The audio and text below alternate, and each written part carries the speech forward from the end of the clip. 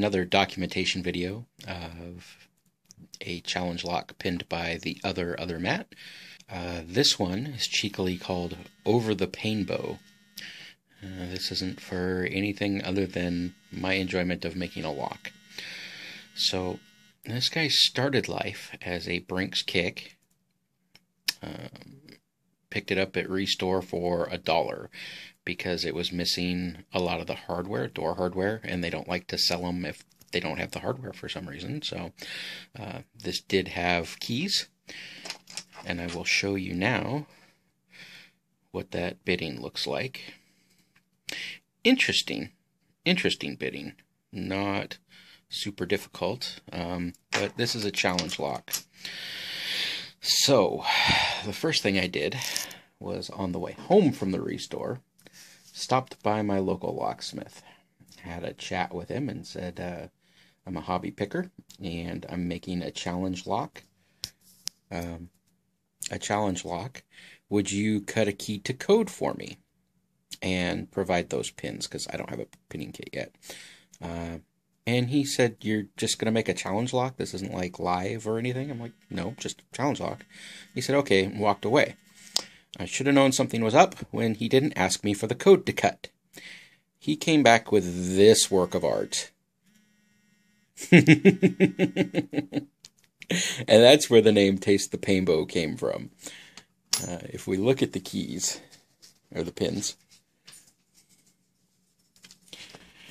that is a rainbow of pain if I've ever seen one. First thing I tend to always do is pick the lock to gut it down, clean it up, all that fun stuff. What I noticed when I raked this one, and yes, I did say rake, I don't rake often, but when I do, I apparently choose kicks that come with spools.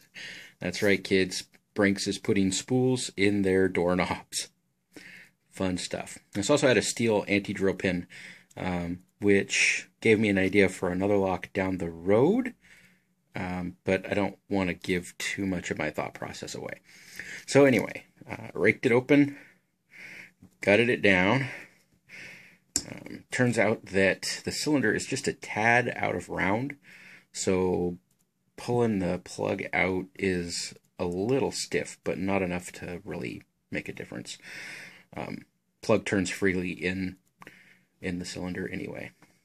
So I gave it a little polish with some cloth, and then I hit it with the tap, the 632 tap, in pins 2, 4, and 5, and that corresponds to the key pins, which I'll show you in just a minute how those interact. I went through and I thought, no, I'm not going to tap the Bible at all, and then decided, nah, I'm gonna tap it. So I went ahead and put threads in 1 and 3. You can't see 3 very well, but you can see right there in number 1 that is threaded. And I have plans to make some pins that will interact with that. Question has come up on Reddit a few times, how do you design a challenge lock? And I do mine on paper. Just shows you what the bitting should be, what I'm going to do to the threads, ideas for pins, and I use shorthand and bad drawings, but that gives you an idea of what's going to be there. I highly recommend having a plan before you go into a challenge lock, otherwise you will probably create something that's not as fun as you think it is. When I left you, I was going to start working on the pins, and I promise you that is next on my list. However, I need to call an audible first. So after talking to some folks who picked my first challenge lock, Chloe, whose video is also on my channel, check it out if you haven't, I went ahead and decided to audible and thread all 5 chambers of the plug. I've also got some changes in store for the pins. At this point, I'm not going to show you them written down, but know that they're there. I also want to give a shout out to Super Llama. Sent me these kick butt followers, 3D printed followers, really neat stuff. And a pinning tray, because I desperately needed a pinning tray, and now I have one. So shout out to Llama. Badass Canadian. Last piece of addendum at this point, having some trouble with the tab and spring pressure. So I went ahead and just epoxied the tab on. That tab ain't coming off. I also, Brinks has a rekeying slot on the bottom, and I didn't want to see somebody turn this too far and drop keys all over, or be flaky and switch key pins out with non-modified key pins so that they could claim a pick on video. So I went ahead and filled the slot with epoxy. So now if they're going to cheat, they got to put some work in. Alright, when I next see you, we'll have pins. And like I said, I called a few audibles on the pins. Take you in for a closer look. Here we go. So the first pin is still threaded key pin. What I did do was chamfer the top edge of it. Some light. Alright, I chamfered the top edge of it so that it would kind of tip in the keyway.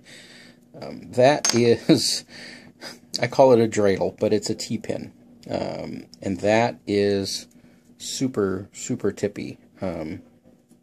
Wish there was a way to show you exactly how thin that middle is. And it does have some serrations in it, so it should tip and grab. Third key pin, again, was called out to be serrated, and I did that exactly the way that I thought I would. I've got little serrations inside of a spool. And again, I chamfered the tip so that it would be a little tippy, complement the top pin. Chamber number 4, if that guy would focus, is a little weird. So it's a double spool, or a coarse serration, people call it. And what's going on is, there I am, that bottom spool, or that bottom thread, is pretty thick enough to grab a hold of the shear line or the threading, and that top is more graduated like a bottle. I don't know if you can see that in the camera or not, but it's not just a flat cut to make a shelf. It's beveled in, and it's beveled on the top. So think of more like the top of a mushroom itself than a flat shelf. Man, this one was hard to make. It's such a high cut. That is another serrated T-pin. It might just look serrated. That's actually pretty narrow. Burned my fingers with the friction on the Dremel for that one. So I hope you guys enjoy it. Enjoy my pain. Driver pins. So top driver pin. You can see some graduation in the middle there to make it kind of like a bottle. I call this a serrated bottle. Number 2, another bottle. The graduation is a little harder, just to kind of freak with your false set and your counter rotation. And there is a serration on there. I wish that this was a little better camera so you could see how sharp that end was. In position 3, we've got a funky serration. So we've got American lock style serrations on the top, and then what I would call a double spool. Other people call it a coarse serration in the middle. And then you'll notice right at the end, it doesn't just come off to that sharp shelf there. It graduates, hoping that it will convince you that you're set, when in fact you're caught on that sharp shelf. Pin number 4, good old mushroom pin, or what I call a bottle pin. No serrations on the top of this one. I would have liked to, but running out of time, frankly. And fifth position, we've got some big fat serrations. We've got a coarse serration at the top, and then we neck down in the middle. This is another one of those audibles. This actually called for a bottle, a serrated bottle, and I got pretty close to that. But spring department, I found another Master 1-Up spring for position number 1. Light spring, serrations, top and bottom, and chamfered edge. I'm praying for an overset. In pin 2, we've got just a standard quick set spring, steel, nothing to write home about. Same in 3 and 4. And then this spring in 5 is a custom cut.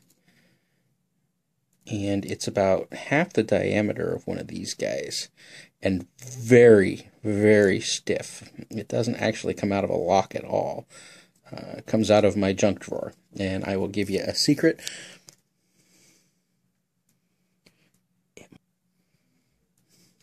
So that should be fun. I think all that's left is to put this guy back together and pick it and see how it performs. See you on the other side. One more thing before I put it together. I forgot to show you guys how everything sits in the core. So we've got the key pins in there, they're hiding away. And then we can go ahead and put the driver pins on there. Remember, pins 1 and 3 are serrated in the Bible. So those serrations should hopefully slow you down a little bit. Because it is so close to the shear line.